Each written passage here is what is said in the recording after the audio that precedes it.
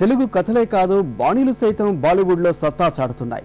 దేవిశ్రీ స్వరపరిచిన రింగ ట్యూన్ ఇప్పటికే సంచలనం సృష్టించింది. తాజాగా ఆ అంటే అమలాపురం పాట సైతం ఇదే గౌరవం సంపాదించింది. నసరుద్దీన్ షా, సోను సూద్ ప్రధాన పాత్రల్లో తెరకెక్కుతున్న మాక్సిమంలో ఈ గీతం తెరకెక్కింది. ఆర్య సినిమా కోసం దేవిశ్రీ ప్రసాద్ స్వరపరిచిన ఈ గీతం అప్పట్లో తెలుగునాట సంచలనం సృష్టించింది. మరో ఆసక్తికరమైన విషయం ఏంటంటే ఆ అంటే అమలాపురం, ఆ అంటే ఆహాపురం లైసెన్స్ ని హిందీలోనూ అలానే ఉంచేశారు. అప్పట్లో వేటూరి రాసిన ఈ పంక్తులకి చాయిస్ దొరకలేదు. మరి తెలుగులో ఈ పాటను పాడిన మాలతి హిందీలోనూ స్వరం అందించారు. అంటే